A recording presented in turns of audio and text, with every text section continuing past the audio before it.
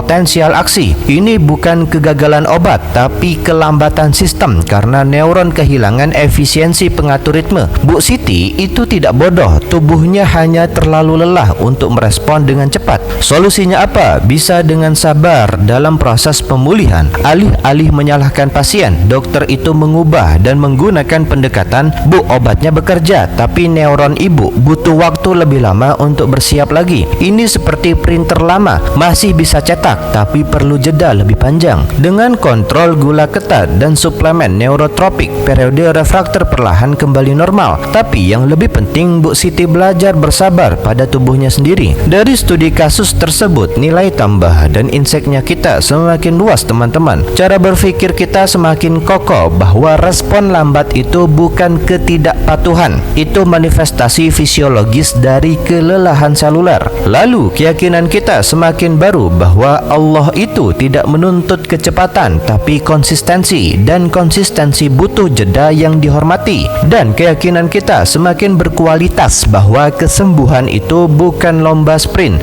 tapi maraton dengan periode refraktor yang bijak. Pesannya apa? Jadi kita akan berhenti berkata kenapa lambat sembuh dan mulai bertanya apa yang membuat periode refraktor pasien ini terganggu. Dan dalam hidup kita sendiri kita akan belajar jangan memaksakan diri terus-menerus bertindak, karena di balik setiap keputusan bijak ada periode refraktor yang dihormati. Pokoknya ini menunjukkan bahwa periode refraktor adalah mekanisme perlindungan yang mencegah kelelahan neuron. Keempat, batasan frekuensi potensial aksi. Sebenarnya bagaimana sih periode refraktor itu membatasi frekuensi potensial aksi? Caranya, periode refraktor absolut itu menentukan interval minimum antara dua potensial aksi sehingga membatasi frekuensi maksimum. Misalnya, jika periode refraktor absolut itu berlangsung 1 milidetik, frekuensi maksimum potensial aksi adalah 1000 kali per detik. Lalu, apa sih hubungan antara periode refraktor dan efisiensi neuron? Jadi, periode refraktor itu memastikan neuron tidak kelelahan karena aktivitas berlebihan dan memungkinkan pengaturan yang tepat atas intensitas dan ritme sinyal saraf. Kemudian, kenapa sih periode refraktor itu disebut pengatur ritme dalam fungsi neuron? Karena periode refraktor itu mendukung fungsi optimal neuron dengan membatasi seberapa sering potensial aksi dapat dihasilkan